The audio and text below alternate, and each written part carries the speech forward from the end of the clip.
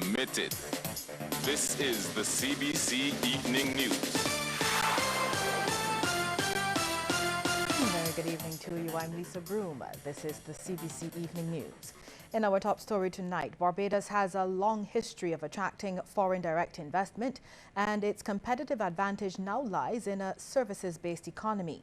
This is according to Prime Minister Fandel Stewart, who made the comment as he delivered the feature address at the official opening of the 2015 International Business Week Conference at the Hilton, Barbados. It's being held under the theme, The Changing Dynamics, Driving Innovation, Prosperity and Health. We must recognize that both challenges and opportunities will characterize the changing global dynamic. Barbados, like several other small international financial centers, continues to be buffeted at every turn by the unjustified attacks of powerful nations, which change the rules at will to satisfy the exigencies of their own onshore interest groups and constituents. Mr. says Barbados continues to hold its own. Despite the constantly shifting goalposts, we've held steadfastly to those principles that have brought us to this signal point in our country's history. We must remain committed to the tried and tested standards for which Barbados is celebrated. That of being transparent, a transparent, well-regulated and globally competitive jurisdiction that offers political, social and economic stability as well as an excellent quality of life.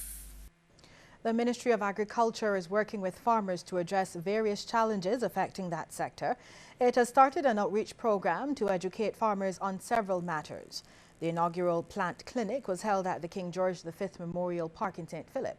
Head of the Extension Unit, Barney Callender, says the drought is one of the main issues for farmers at this time. The farmers also benefited from information on how to address the problem. There are certain techniques and certain ways that farmers can use to try to survive during this hard economic, more or less drought times. So this is the program we're going to use to try to educate them, help them to survive, help them to be able to be more profitable and more economical in things that they do. Mr. Callender says farmers are also suffering losses at the hands of monkeys. It's not really broadcast a lot, but monkeys is contributing to over 40% of the loss of farmers. There's not much we can do. There are certain techniques that we are employing and we are helping the farmers to do, which is working, but it's a bit tedious at the point in time, but we still need to put our effort in place to try to reduce the loss through monkey damage and you know, things that they have been doing to the farms.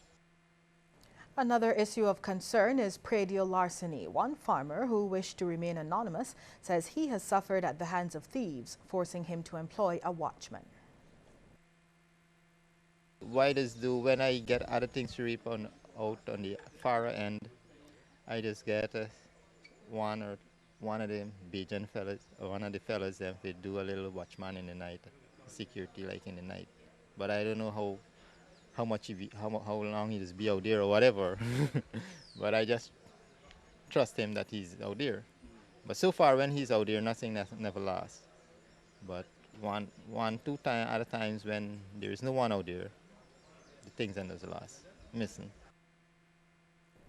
There's some relief for residents of St. Lucie following water outages in the Northern Parish. Corporate Communications Specialist at the Barbados Water Authority, Joyanne Haig, says the problem at its Allendale pumping station has been rectified and water should have been restored throughout the day.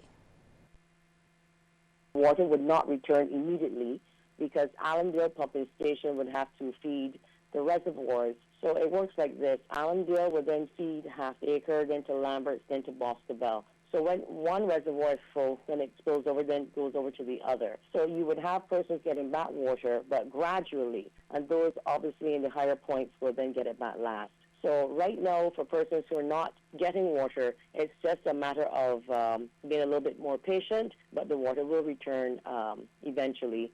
hopefully throughout the course of the day. If they find that they're not getting it back by this afternoon, we recommend that they call the call center 434-4292 so that our engineers could go out there and investigate if there are any additional problems on that system. Ms. Haig says crews are also working to fix a ruptured main in Bright Hall, St. Lucie. That will impact Bright Hall, Connelltown, and the surrounding areas.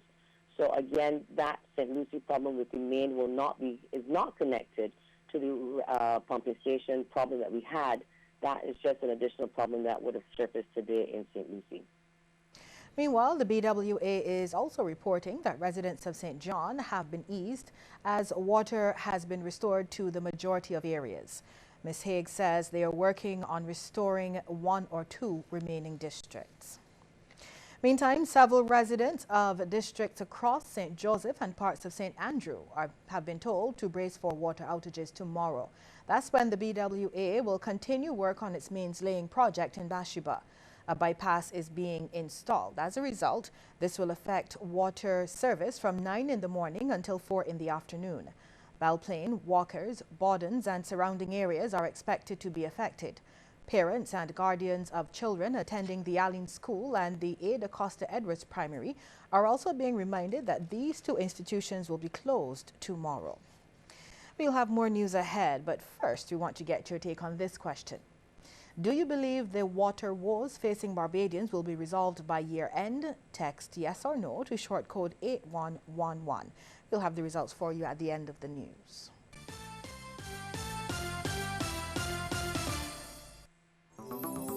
Dear Clark, I've made a fascinating discovery, the institutional water cooler.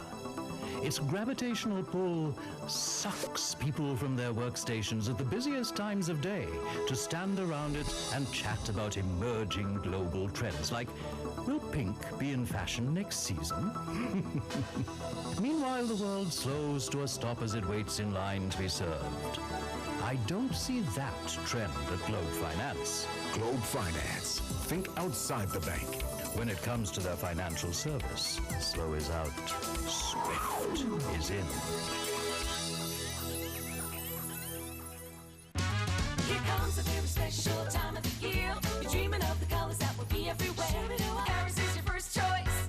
Color your Christmas. Make Harris Bakes your first choice this Christmas for a whole lot less. There's 20% off Perma, 25% off kitchen and bathroom, and 30% off all Ultima Plus paints, plus the ever-durable Trouble Tex Natural for just $98. So dream in color this Christmas with Harris Bakes, the Caribbean champions of color. Harris is your first choice. Color your Christmas. Good morning.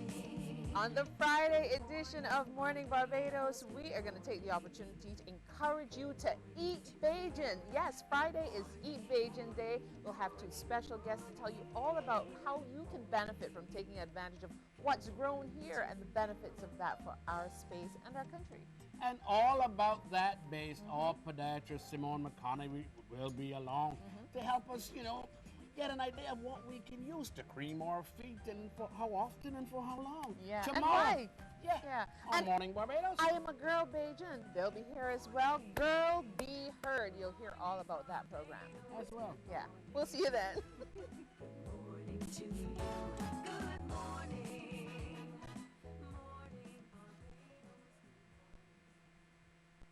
More great cities just got closer. The Scotiabank Aero Platinum MasterCard is now even better. Fly to New York, Miami, Orlando, and Fort Lauderdale with just 20,000 Scotia points. With your new Scotiabank Aero Platinum MasterCard, you'll receive a welcome bonus of 10,000 Scotia points, so you can enjoy the cities you love most sooner than ever. Apply today. Call 426-7000 or visit your nearest branch. Scotiabank. Discover what's possible.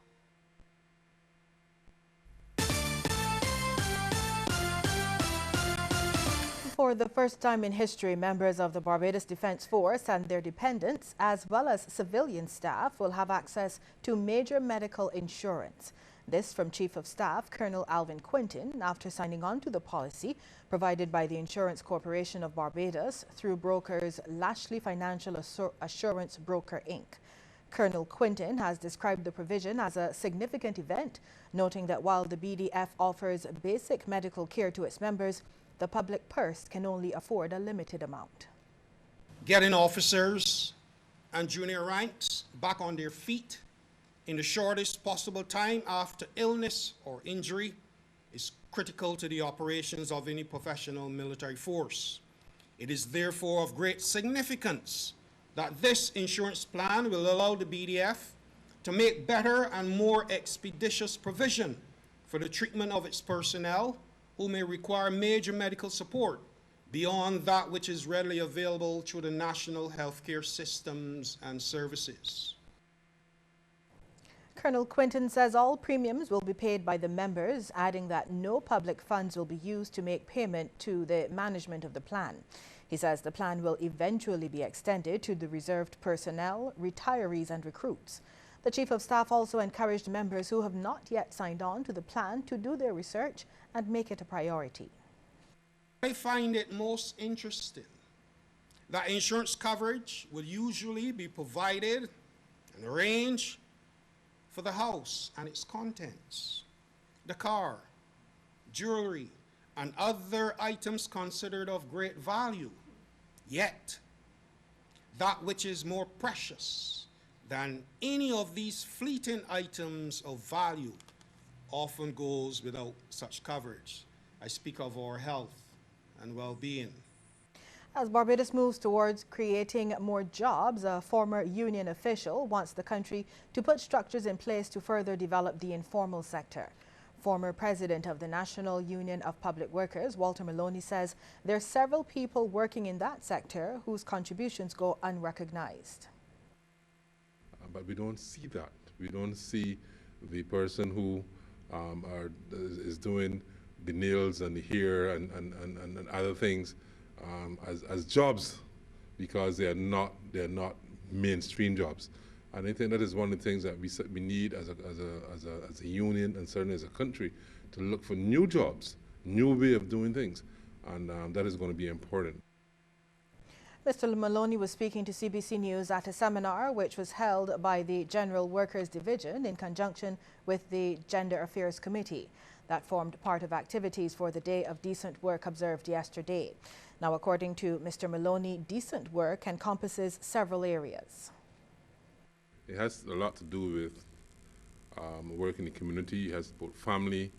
It has to do with the protection of workers. It has to do with sustainable jobs. These are the issues that we try to look at this afternoon. I think it was a very good seminar. It was very interactive. I think that coming out of this, the NUPW will now start to formulate what the ILO speaks about the community of work. We will formulate a program that looks at decent work and how we can best try to push this forward. The student leaders of the Charles F. Broome Primary School were installed in a special ceremony.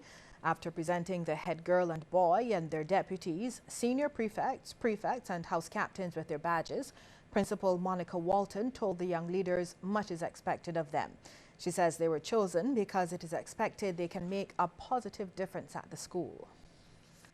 As the term and the school year progresses, we will be expecting great things from you. Even though you're liable to make some mistakes, we will be here to guide you. Do not let those mistakes deter you. As adults, we too have made our share of mistakes. However, you need to turn your negatives into positives. A local non-profit organization is seeing more parents asking for assistance for school children.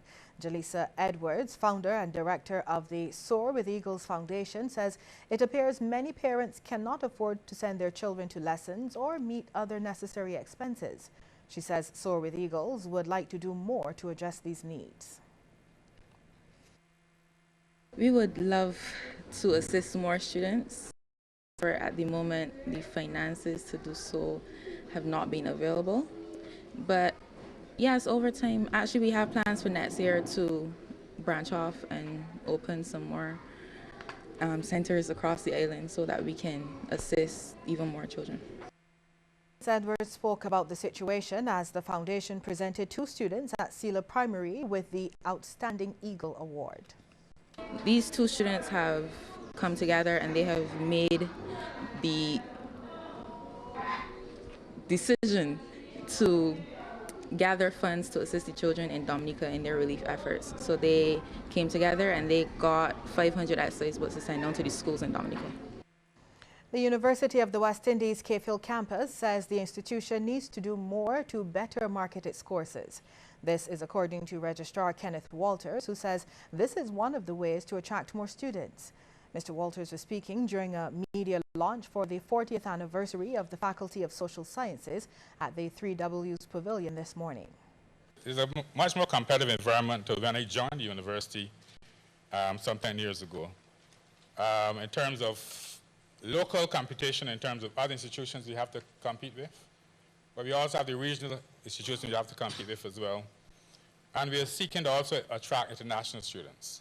Internationalization has been given as one of the mandates the principal wants to drive, and therefore we have to step up to some extent to reach out to that wider community out there by marketing in more specialized ways.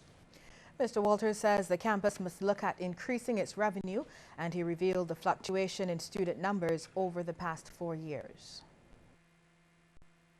So numbers in the faculty over the years has reached as high as 4,551 undergraduates in 2011-12, with a high of 676 postgraduates in 2012.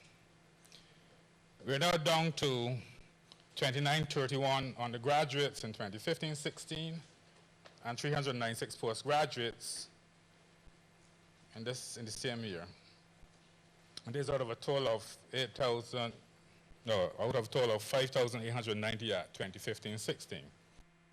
Meantime, Dean Dr. Justin Robinson says the research and publication culture in the Faculty of Social Sciences is at its strongest in years. We remain committed to continuing to build on the legacy of the founding scholars. The economics department continues to be the leader in the area of research and publication, and I commend them for that.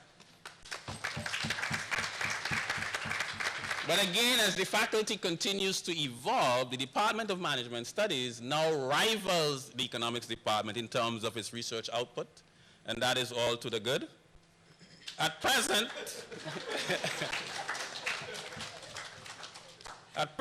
our goal is to enhance the international impact of our research and publication without sacrificing the regional relevance, and that's quite a delicate balancing act.